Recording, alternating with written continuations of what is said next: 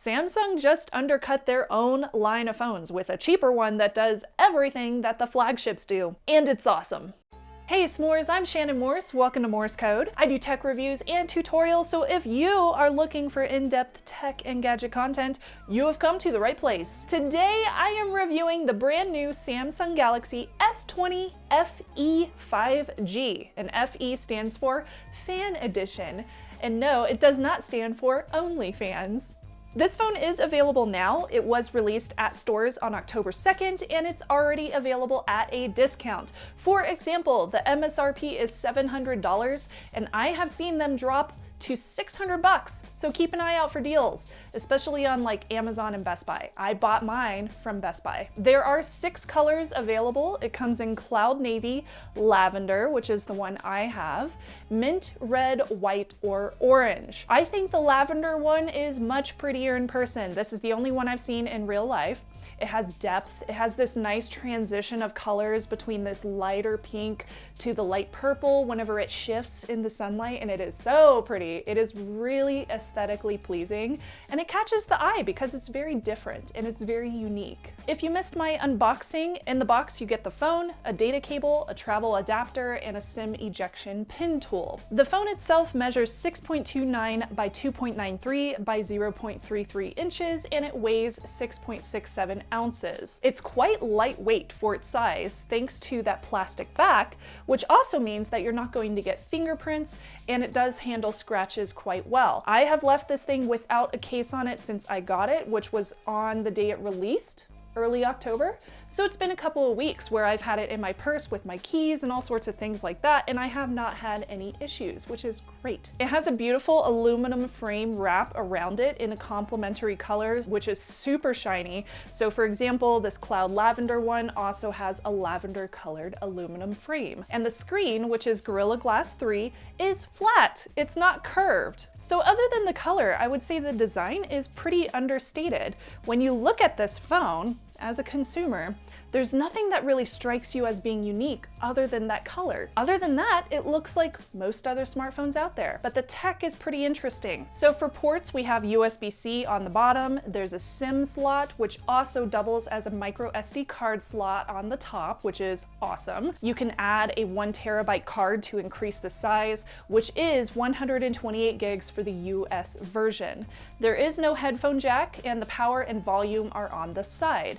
It also has dual stereo speakers, which I think are loud and clear, and you can also enable Dolby Atmos in the settings, which I highly suggest you do so. The S20 FE is also IP68 dust and water resistant as well. So like I said, it comes with all those specs that you would expect a flagship to come with. The display is a Super AMOLED screen. It's 6.5 inches in size, and it's 2400 by 1080 resolution at 120 Hertz. It ends up having about an 84.8% screen to body ratio, and the dimensions are 20 by 9 for that aspect ratio. And it hits about 407 pixels per inch. It is beautifully bright, especially in the sunlight. In fact, reports are showing that it hits over 650 nits, and it does have a very vivid display. Of course, you can edit that in the settings if you want to kind of make it less saturated if you prefer. While that is a lower resolution screen, that's not really a problem. I think it's quite reasonable, and it's very easy to see. The selfie camera on the front is a 32 megapixel. That's an upgrade.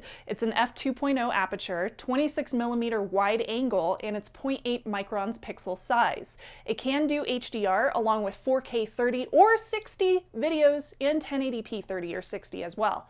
The selfies are really bright, so it really brought out details in the shadows, but parts of my photos were a little bit blown out, like white cars or the sky behind me. The sky also looked oddly blue, almost aqua in some of my colors with a bit of a green tint, which I thought was very odd. Portraits were pretty good, although the bokeh was definitely not subtle. On the back, you get a triple lens setup with a 12 megapixel f1.8 aperture lens. That's a 26mm wide 1.8 microns pixel size lens with dual pixel phase detect autofocus and OIS. The second one is an 8 megapixel f2.0 aperture. It's 73mm $50, and that one is a telephoto lens with 1.0 micron pixel size. That one also has the same thing, autofocus and OIS, and it also has a 3x optical zoom, which can do up to 30 times digital zoom, just like the flagship. The third one is a 12 megapixel f2.2 aperture lens.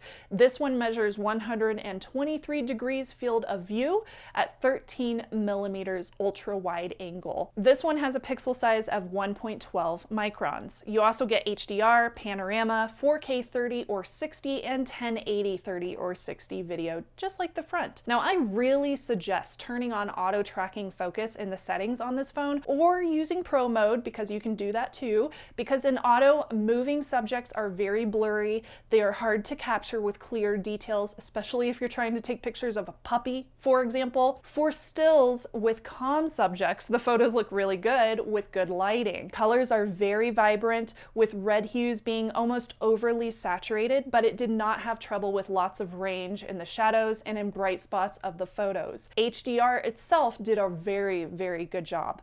Now, notably, the sky is not a weird hue using the rear cameras, whether that's with the wide, the ultra wide, or the normal lenses. Portraits like ones of these flowers were decent, although the edges of the photos were all over the place when it comes to focus. The red flowers that I took a picture of looked a lot better in indirect sunlight as opposed to direct sunlight. The red petals were kind of muddied together whenever it was too bright for the picture, so you really lose a lot of that detail. Nighttime shots of Suki were surprisingly good, like these ones where she's sitting on the stairs, as it was still able to capture details in her fur. Videos looked very good. The stabilization was excellent, and the audio was acceptable for regular videos that you would share on social media. So here's an example of one of those videos. Come on. Come, leave it. Good girl.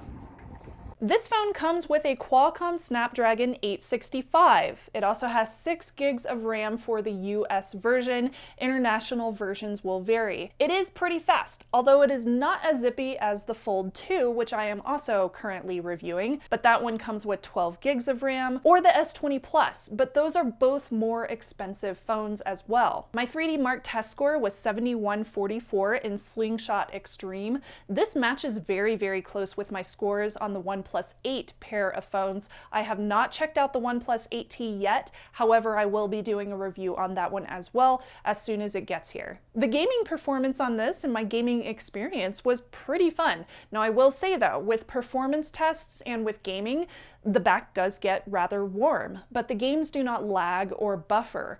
They look smooth, the experience is really great, but just keep in mind that it does get warm whenever you are using heavy processing. This phone ships with Android 10 and Samsung's One UI, which is their user interface. Just like other Samsung devices and Galaxy devices, this one also has the same skin. So they use their own skin and use their own products for everything down to the keyboard and Bixby, but of course you can still customize everything in the settings. Like I prefer SwiftKey, so I immediately installed SwiftKey on this phone. There is bloatware. Yes, there is some. There are Samsung apps, but you also get some fun features like Samsung Dex to cast to TVs, link to Windows to send texts or get notifications on your desktop. You also get Samsung's security and privacy. So they are promising up to Android 13 updates. So given that Android 11 just came out, we should see updates for about the next 2 years or so, given the current trend of releases for Android. Face unlock is very smooth, it's very fast, and it uses the front camera in order to be able to do that. The fingerprint reader to unlock your phone is found in the screen, and even though it's somewhat fast, it's very bright at night, annoyingly so. It looks like a flash of white light, and it is slower than the ultrasonic ones, so that is a step down, but it is accurate, so that's a plus. You also get Samsung Knox, and that's about it for security and privacy. Now, connectivity. I had really good audio quality whenever I was on calls. I had no distortion or issues on Google Fi 5G here in Denver. Although note that your own carrier, your location and proximity to towers may present differing experiences, so always keep that in mind with product reviews. This one does have a couple of 5G variants. There's sub 6 gigahertz 5G, and Verizon comes with millimeter wave. You also have Wi-Fi 6, V2X and Bluetooth 5.0. The battery on here is a big boy. It is 4,500 milliampere hours, so plenty of screen on time. You also get fast charging with 25 watts, but the included charger is only 15 watts, but you can use third-party ones as well. The wireless charging is also at 15 watts, and it does have reverse wireless charging for power share, which is great. Now with my normal usage, I was able to get it down to about 25% battery in the evening with about 5 hours of screen on time, and this is for a very normal scenario. I feel like this may change over time as I've only had the phone for a few weeks since the beginning of October, but so far so good. So this is an impressive phone. Other than losing some of the RAM and adding the plastic backing instead, you get practically everything else that you would get in the more expensive S20 lineup, to the point that I really think Samsung is undercutting themselves. But I'm okay with it because for 600 bucks, this is such a good buy. It's a flagship for half the price. In fact, I spent on the S20 Plus closer to around $1,100 or $1,200. How much was that phone? It was way too expensive. If you're in the market for a new phone and you don't want to spend $1,000 USD plus for a Note, which is also an amazing device for 2020, I would say skip the S20s that came out earlier this year and get the FE model instead, the Fan Edition. Or you may want a Pixel 5 instead, because that one is also competition against the S20 FE, but this is a really amazing phone. So would I recommend it? Yes, I would. The price is perfect, the tech and the experience are excellent, although it does come with Samsung's UI and I prefer vanilla Android. This is an Android phone that I could recommend to my family, and I do recommend it to y'all.